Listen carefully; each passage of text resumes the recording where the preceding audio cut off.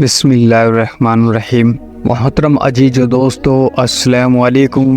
دوستو، ابو جہل بہ بدبخت کافر تھا جس نے ساری زندگی رسول خدا صلی اللہ علیہ وسلم کو تکلیف اور دکھ کے علاوہ کچھ نہیں دیا۔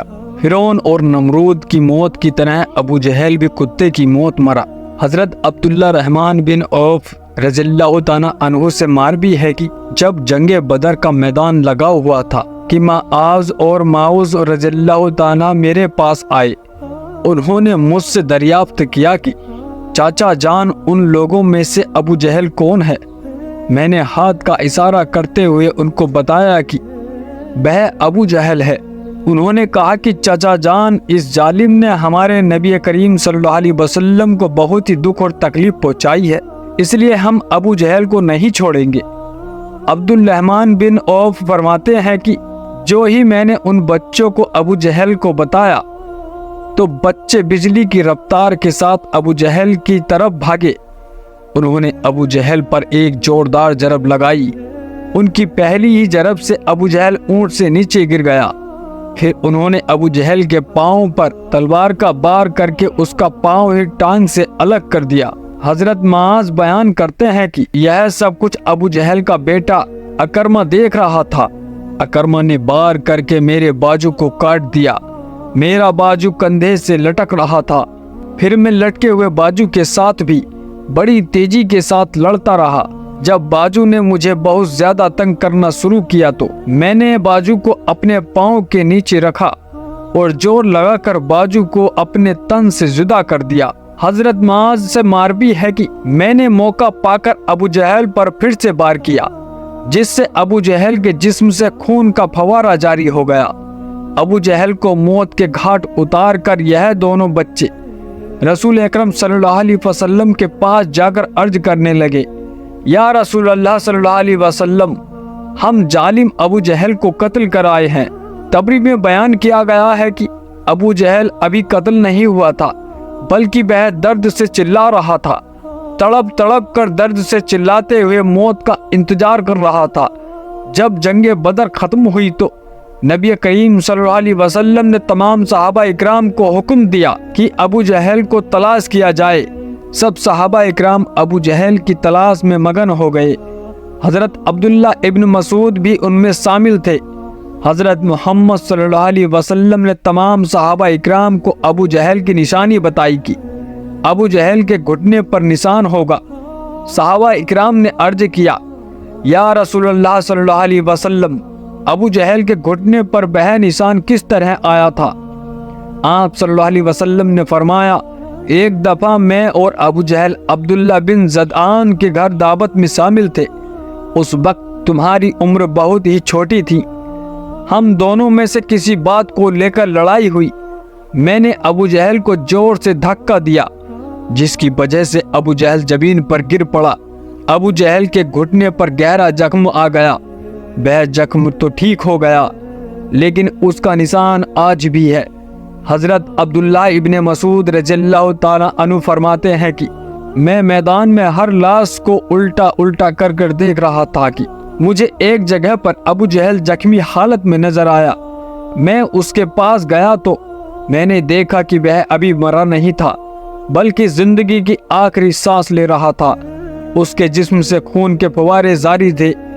پھر میں نے امام الانبیاء حضرت محمد صلی اللہ علیہ وسلم کی بتائی ہوئی نشانی کو دیکھا تو مجھے یقین ہو گیا کہ یہی ابو جہل ہے۔ میں نے اس کی گردن پر اپنا پاؤں رکھ کر اس کو زور سے گھسیٹا تو درد کے مارے اس کی چیخ نکل پڑی۔ میں نے ابو جہل سے مخاطب ہو کر کہا، اے خدا کے دشمن، اللہ تعالیٰ نے تجھ کو جلیل بخبار کر کے رکھ دیا۔ ابو جہل مجھ سے کہنے لگا کہ اس میں ذلت والی کیا بات ہے؟ میں تو اس آدمی سے بدلہ لینے کے لیے یہاں آیا تھا جس شخص کو تم لوگوں نے قتل کر دیا ہے۔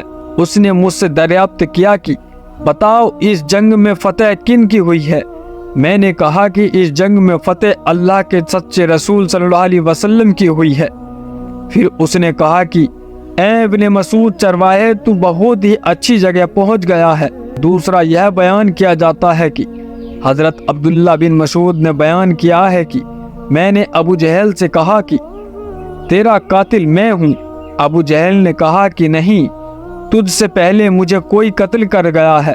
ایک یہ بھی بیان کیا جاتا ہے کہ جب ابن مسعود رضی اللہ تعالیٰ عنہ ابو جہل کے سینے پر بیٹھ کر کہنے لگے، اے اسلام کے بدترین دشمن، تم تو فرعون سے بھی زیادہ بدبخت نکلے۔ فرعون نے بھی مرتے وقت اپنی غلطیوں کو مان لیا تھا کہ میں غلط تھا، لیکن تم تو مرتے ہوئے اسلام کے خلاف بکواس کر رہے ہو۔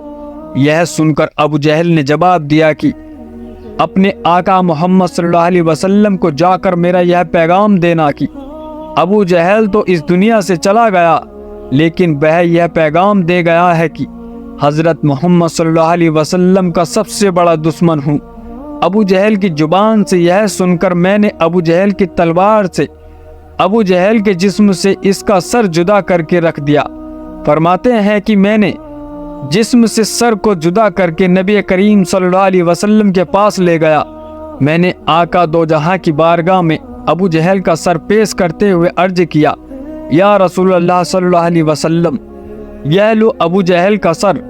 رسول اللہ صلی اللہ علیہ وسلم نے فرمایا کہ قسم ہے اس ذات کی جس کے قبضے میں میری جان ہے، بے شک یہی ابو جہل کا سر ہے۔ پھر آپ صلی اللہ علیہ وسلم نے ابو جہل کے سر کے پاس کھڑے ہو کر فرمانے لگے، یہ کافر ابو جہل اس امت کا سب سے خطرناک اور ظالم فرعون ہے۔ ہر امت میں ایک فرعون ہوتا ہے، جبکہ میری امت کا فرعون ابو جہل تھا۔ اللہ تعالیٰ کا شکر ہے کہ یہ بدبخت ہلاک ہو گیا ہے۔ روایت میں اس طرح بیان کیا گیا ہے کہ رسول اکرم صلی اللہ علیہ وسلم نے شکرانہ کی نفل ادا کیے۔ رسول اکرم صلی اللہ علیہ وسلم کے فرمانے پر ابو جہل کی لاش سر سے قریش کے 24 سرداروں کے ایک کنویں میں پھینک دیا گیا۔ اس کے بعد رسول اکرم صلی اللہ علیہ وسلم 3 دن میدان بدر میں رہے اور جاتے ہوئے اس کنویں پر بھی گئے تھے جہاں کفار مکہ کی لاشیں پھینکی ہوئی تھی۔ حضرت محمد صلی اللہ علیہ وسلم نے کنویں پر کھڑے ہو کر قتل ہونے والوں کو یہ فرمایا کہ اے کنویں میں پھینکی ہوئی لاشوں، کیا تم نے اللہ کے وعدے کو پورا ہوتے ہوئے پا لیا ہے؟ اللہ تعالیٰ کا وعدہ سچا ثابت ہو گیا۔ حضرت انس سے مروی ہے کہ رسول اللہ صلی اللہ علیہ وسلم نے آدھی رات کے وقت ان تمام لاشوں کے نام لے کر فرمایا، اے ابو جہل بن حساب، اے اتنا بن رابعہ۔ اس طرح نبی کریم صلی اللہ علیہ وسلم نے سب کنویں میں پھینکی ہوئی لاشوں کے نام لیتے ہوئے فرمایا کہ کیا تم نے رب کائنات کا وعدہ پورا ہوتے ہوئے دیکھ لیا ہے؟ کیا تم نے اپنے خدا اور بتوں کا وعدہ سچ پایا ہے؟ میرے خدا نے جو مجھ سے وعدہ کیا تھا وہ سچ ثابت ہو گیا ہے۔ اس پر صحابہ نے پوچھا، یا رسول اللہ صلی اللہ علیہ وسلم، آپ لاشوں سے باتیں کر رہے ہیں؟ تو حضور اکرم صلی اللہ علیہ وسلم نے فرمایا کہ جو باتیں میں ان سے کر رہا ہوں تم ان لاشوں سے زیادہ نہیں سنتے ہو، بس یہ لاشیں بول نہیں سکتی، سب کچھ سن رہی ہیں۔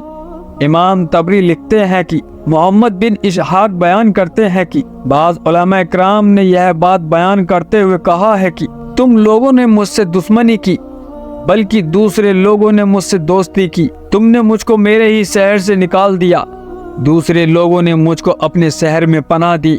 تم لوگ مجھے جھوٹا کہتے رہے، دوسروں نے مجھے سچا اور آخری نبی کہا۔ تم لوگوں نے مجھ کو بے شمار تکلیفیں دیں، لیکن دوسرے لوگ میری تمام پریشانی میں شریک رہے۔